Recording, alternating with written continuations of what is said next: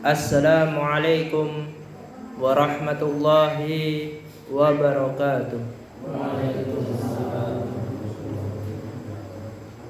Innal hamdalillah nahmaduhu wa nasta'inuhu wa nastaghfiruh wa na'udzu billahi min shururi anfusina wa sayyiati a'malina. May yahdihillahu fala mudilla lahu wa may yudlil fala hadiya lahu. Wa asyhadu an la ilaha illallah wahdahu la syarika lahu wa asyhadu anna Muhammadan abduhu wa rasuluh. Amma ba'd. Para hadirin jamaah penuntut ilmu yang sangat dimuliakan oleh Allah Subhanahu wa taala, pada malam yang berbahagia ini kita akan melanjutkan belajar bersama-sama kita yang berkaitan dengan ilmu tauhid menggunakan buku Al-Jadid fi Syarhi Kitab Tauhid. Dan sebelum memasuki belajar bersama-sama, mari kita baca basmalah bersama-sama. Bismillahirrahmanirrahim. Adapun pembahasan yang akan kita pelajari pada malam hari ini, kita akan melanjutkan pembahasan pekan kemarin yang berkaitan dengan babu ma jaa an sababil kufri bani Adam wa tarkihim dinihim huwa al-ghulu fis salihin. Bab yang berkaitan dengan sebab kekafiran anak cucu Adam dan sebab anak cucu Adam itu meninggalkan agama Islam yang murni. Huwa al-ghulu fis salihin, dan sebabnya itu berlebihan ghulu terhadap orang-orang saleh.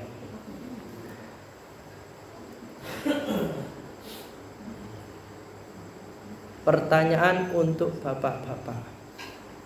Pekan kemarin kita sudah mempelajari surah apa, Pak? Surah An-Nisa ayat 171. Adapun pada malam hari ini kita akan mempelajari surah Nuh ayat 23 dan 24.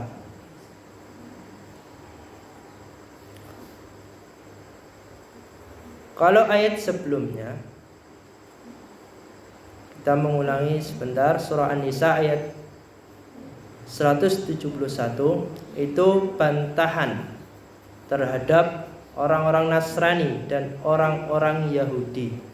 Orang Nasrani menganggap Isa alaihi salam, Nabi Isa alaihi salam itu sebagai Tuhan. Kalau orang Yahudi itu menganggap Nabi Isa alaihi salam itu sebagai anak hasil zina.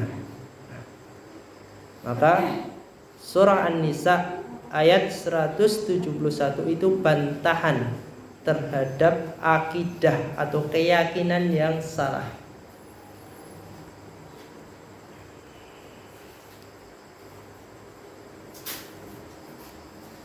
Adapun surah Nuh, Allah Subhanahu wa taala berfirman, wa qalu la tadarunna alihatakum. Wa qalu, mereka berkata, la tadarunna alihatakum, janganlah sekali-kali kamu meninggalkan, la tatrukuna, jangan sekali-kali kamu meninggalkan, alihatakum, Tuhan-Tuhan sesembahanmu,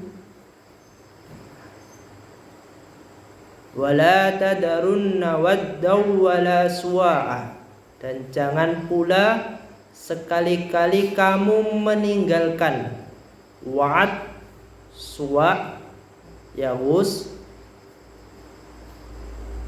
ya'uq, yaghus, ya'uq, wa nasr. Wadda, suwa', yaghus, wa ya'uq, wa nasr, itu nama orang. Wa'ad, suwa', yaghus, ya'uq, wa nasr, itu nama orang. Adapun penjelasan secara mendetail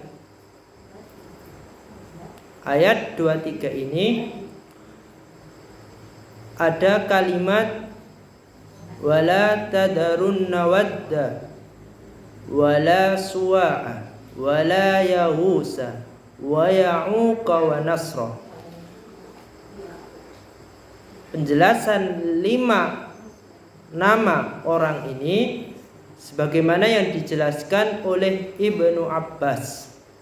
Qala Ibnu Abbas radhiyallahu anhu, Ibnu Abbas semoga Allah meridainya, fi tafsiri hadhil ayati. Ibnu Abbas, sahabat Ibnu Abbas menjelaskan tafsir ayat ini.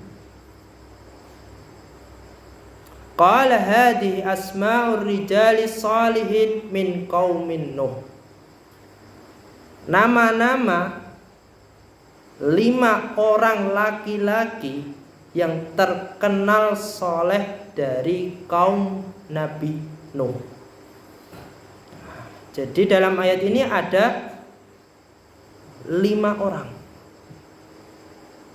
Wa'ad, suwa', yaghus, ya'ud, nasr. Itu nama 5 orang yang terkenal solehnya di zamannya Nabi Nuh. Falamma halaku auhas syaitan ila qaumihim an ansabu ila majalisihim. Ketika 5 orang yang terkenal solehnya ini meninggal dunia, auha syaitan, sehingga setan ini membisikkan kepada kaumnya Nabi Nuh untuk ansabu ila majalisihim allati kanu yujallisun. Setan-setan ini diperintahkan untuk mendirikan sebuah patung berhala di tempat di mana yang biasanya orang-orang soleh ini duduk. Seringnya di mana? Tujuannya, setan ini membisikkan kepada kaum Nabi Nuh. Tujuannya untuk mengingat mereka, biar terkenang, oh ini orang soleh pada zaman itu.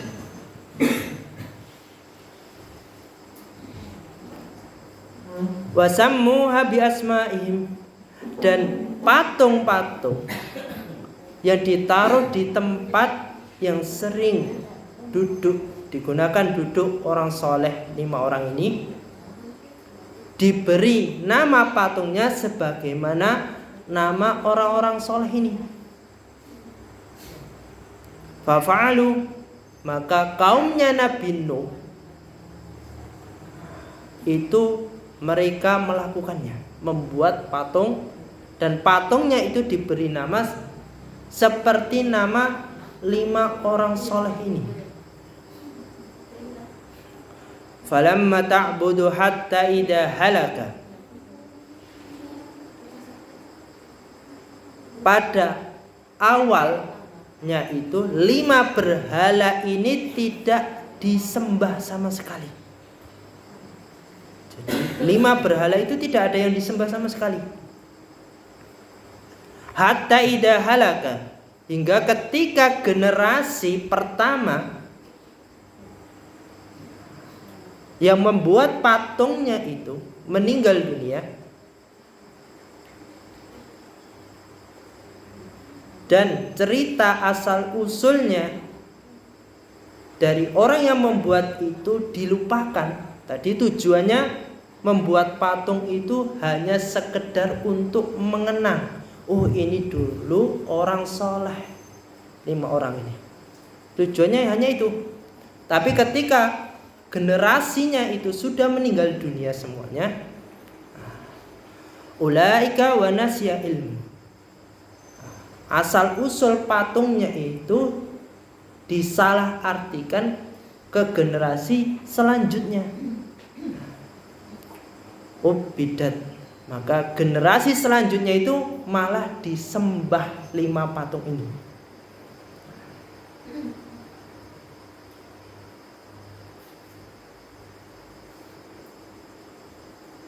Jadi zaman dahulu itu sudah digambarkan contoh secara nyata dalam Al-Quran.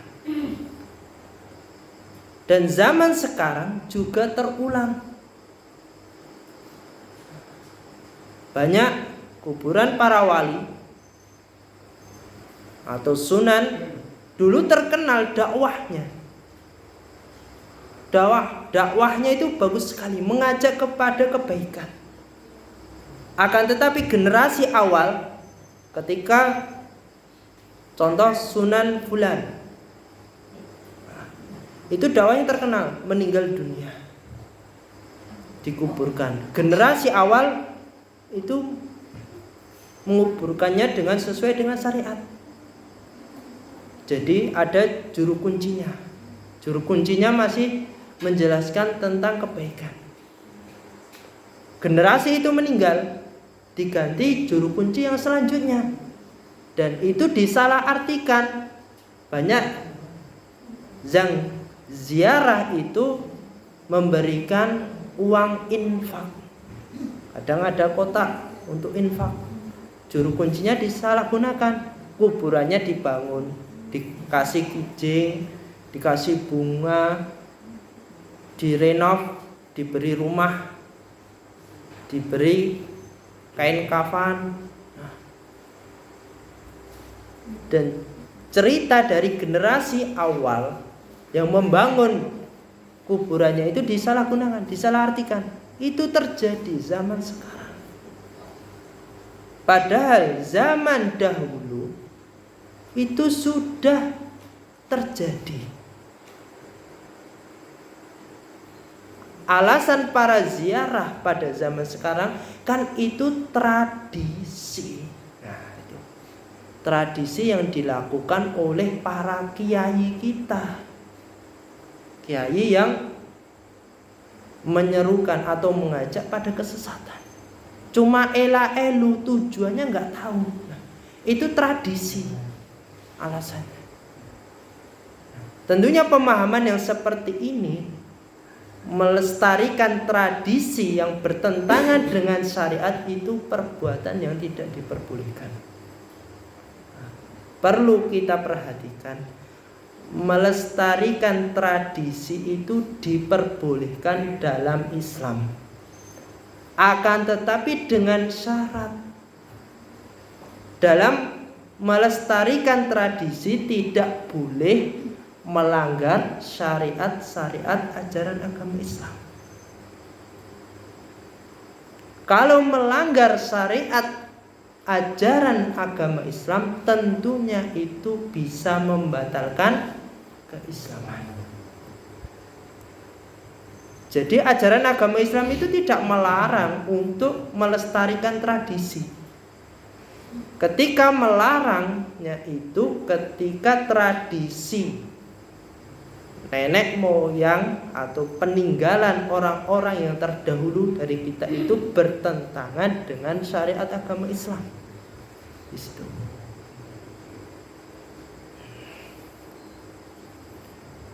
Lanjutan ayatnya, waqad adallu katsira.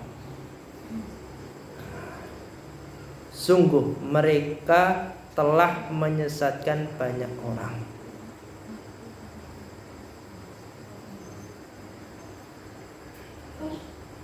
Wala tazidid dhalimina illa dolala. Janganlah engkau tambahkan bagi orang-orang zalim itu selain kesesatan.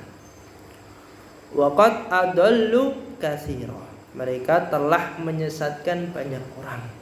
Kita perhatikan dalam potongan ayat ini, waqad adalla ru'asa'uhum bihadil asnam katsiran minan nas.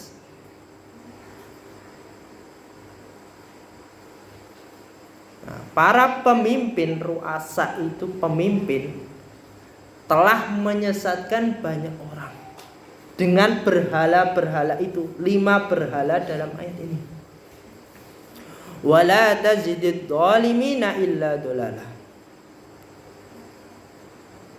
Dan Allah tidak menambahkan bagi orang-orang yang melakukan kezaliman kecuali 2 hal.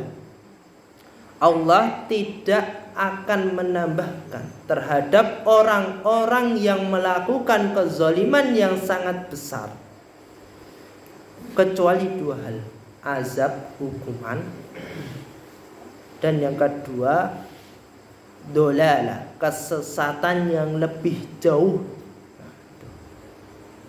Jadi orang-orang yang melakukan perbuatan kesyirikan, terutama asyirku akbar, itu pasti inti dalam tubuhnya, maksudnya hatinya itu telah kotor, sehingga dia melakukan perbuatan kesyirikan. Dan Allah menambahkan terhadap orang yang seperti ini azab, balasan dia, dan kesesatan yang lebih jauh. Sehingga orang-orang yang melakukan syirku akbar, perbuatan kesyirikan besar itu sulit untuk diajak taat kepada Allah, pasti menentang. Contohnya si A ini setiap tahunnya selalu mengikuti acara tur ziarah kubur Sunan Fulan dengan dipimpin turnya itu seorang kiai yang ternama. Ketika si A ini duduk di majelis ilmu yang membahas ayat-ayat Al-Quran, contohnya surah Nuh ayat 23 sampai 24, pasti panas. Nah, itu karena bertentangan dengan keyakinannya. Makanya orang-orang yang melakukan syirik besar itu diajak susah. Belajar tauhid pasti panas. Saya aja dulu juga merasakan, Pak Bu. Belajar tauhid itu bisa masuk. Waktu masih di pondok itu bisa masuk. Tapi kok bertentangan, dalam hati itu bertentangan. Dulu kok seperti ini saya dibolehkan ya, tapi kok ilmunya kok tidak diperbolehkan. Jadi bertentangan, kayak hatinya itu kayak panas dongkol ya gitu. Kalau itu masih belum mendapatkan hidayah secara full, ya masih setengah-setengah, itu wajar. Begitu pula orang-orang yang melakukan syirik besar itu sulit diajak kepada kebaikan, taat kepada Allah. Gara-gara itu Allah telah menyesatkan dan Allah akan mengazabnya. Asarul ijmali.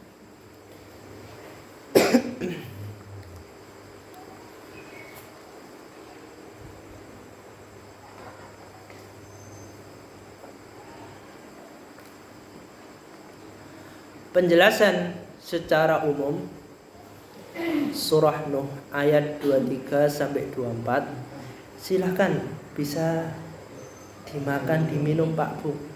Oh, usah takut. Kalau saya ngajar pun itu biasanya kalau di SMA itu tak suruh makan biar nggak tidur. Boleh bawa minuman, makan itu boleh.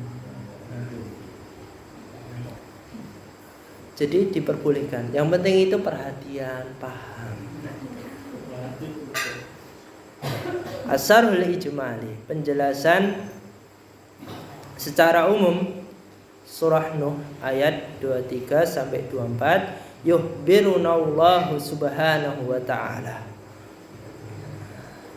Tujuannya diturunkan ayat 23 sama 24 oleh Allah Subhanahu wa ta'ala itu tujuannya untuk menerangkan kepada kita tentang keadaan kaum musyrikin, halul musyrikin, keadaan kaum musyrikin, wahirsihim, dan kegigihan kaum musyrikin berpegang pada berhala-berhala.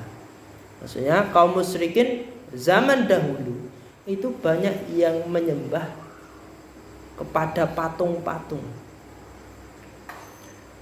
Hinama akhadha ba'duhum yusi ba'dan biha.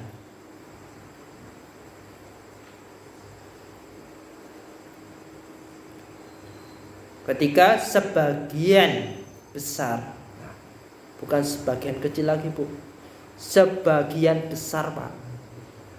Jadi sebagian besar kaum musyrikin itu mereka saling berwasiat, saling mengajak.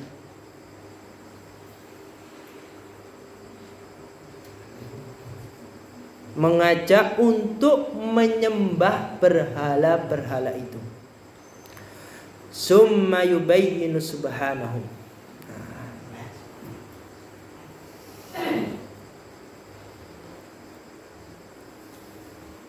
Kemudian Allah Subhanahu wa ta'ala menjelaskan dengan perbuatan yang dilakukan oleh orang-orang musyrikin yang menyembah Wa'ad, Suwa, Yahus, Ya'ud, dan Nasr.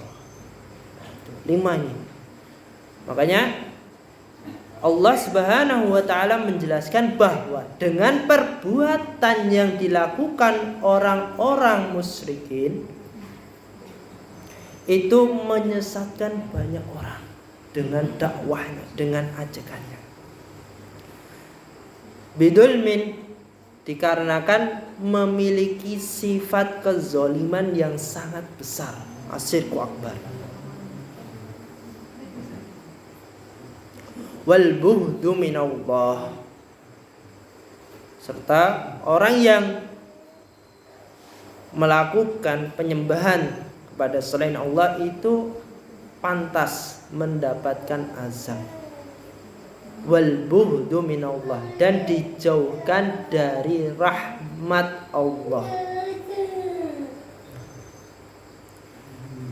Adapun faidah dalam surah Nuh ayat 23 dan 24, yang pertama, Quddima syirku fil umamis sabiqah, adanya kesyirikan pada umat-umat terdahulu.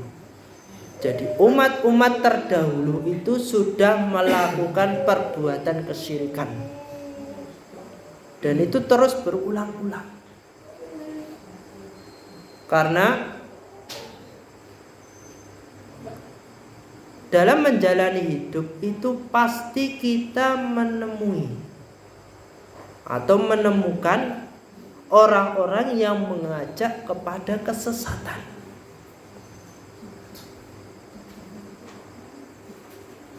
Sehingga dalam menuntut ilmu kita harus tahu kita mengambil ilmu itu dari siapa, sesuai dengan syariat tidak. Karena zaman dahulu itu juga seperti itu. Ada seorang kiai, ada seorang pendai juga. Mereka mendakwahkan tidak sesuai dengan syariat, sehingga banyak yang menyembah terhadap berhala. Qaddima syirku fil umam sabiqah. Makanya kesyirikan itu terjadi pada umat-umat terdahulu. Yang kedua, anna hadhil asma khamsah al-madhkurah min ma'budadi qaumin Nuh. Bahwa 5 nama orang-orang saleh yang dibuat patung ketika sudah meninggal dikuburkan dan dibuat patung orang soleh itu oleh kaumnya Nabi Nuh min ma'budadi qaumin Nuh, dan itu terjadi Wa'ad, Suwa, Ya'us, Ya'ud dan Nasra itu disembah. Itu terjadinya pada kaumnya Nabi Nuh. 5 orang ini terkenal dengan kesolehannya, taat kepada Allah.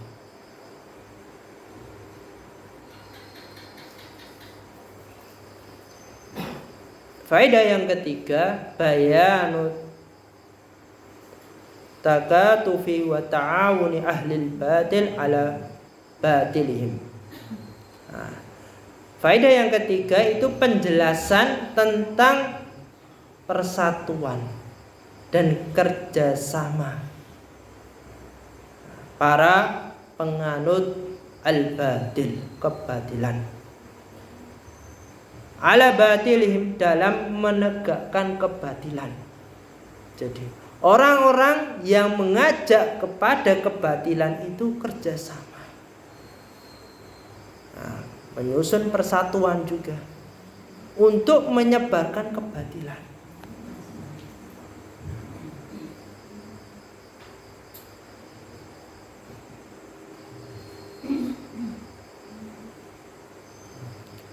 Yang keempat, jawazud du'a 'alal kuffar 'ala sabilil umur. Kebolehan mendoakan keburukan ala sabilil umum. Kebolehan mendoakan keburukan secara umum. Bagi siapa? Bagi orang-orang yang melakukan perbuatan kesyirikan. Jadi kita diperbolehkan mendoakan secara umum, terserah mau mendoakan apa. Ini faedah yang terakhir.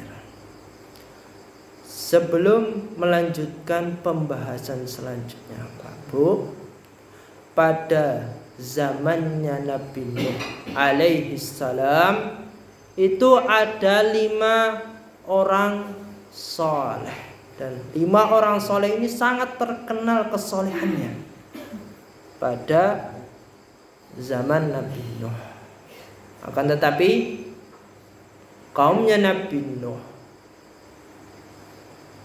itu membuat patung untuk mengenang kesolehan 5 orang ini. Pertanyaan khusus untuk bapak-bapak. Pak, 5 orang ini siapa saja, Pak? Wat. Yang kedua Suwa. Yang ketiga Ya'us. Yang keempat ibu-ibu Ya'ud. Yang kelima Nasr. Ini 5 orang soleh.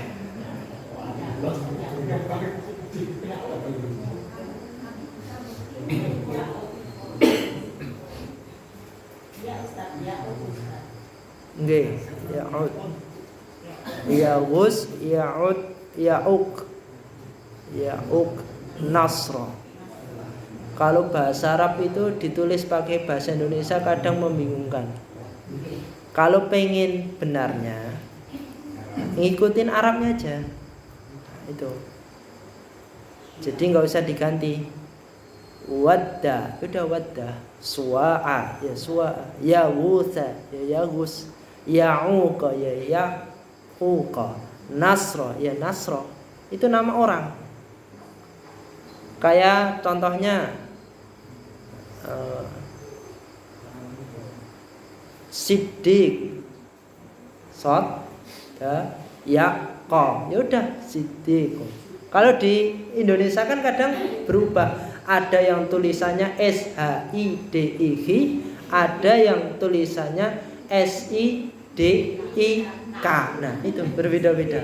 Jadi bahasa Indonesia kadang membingungkan.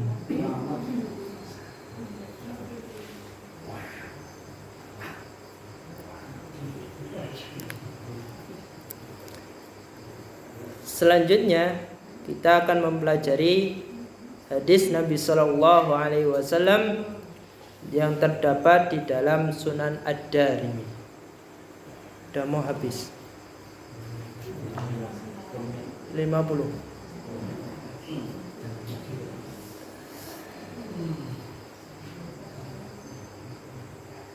Mungkin kita cukupkan sekian aja karena ini hadisnya lumayan panjang penjelasannya. Nanti kalau diputus takutnya mengubah atau menyalahartikan maksud hadis.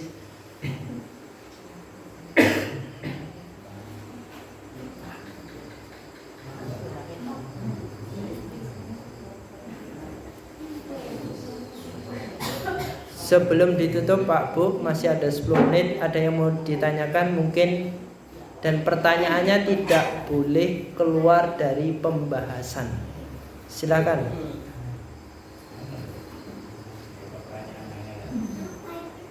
Ya, kalau belajar saya itu kalau ditanya di luar pembahasan kurang suka.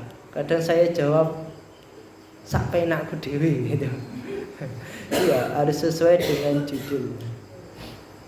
Saya kalau ngajar itu juga gitu. Kalau ditanya di kelas tidak sesuai dengan pembahasan, nah itu biasanya ya saya jawab sak penakku dhewe. Karena tidak sesuai dengan ilmu yang dibahas.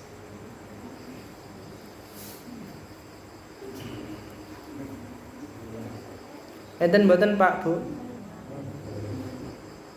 Mungkin kalau tidak ada kita cukupkan sekian. Jika ada salah kata atau perkataan saya kurang sopan, saya minta maaf sebesar-besarnya. Mari kita tutup dengan doa kafaratul majlis.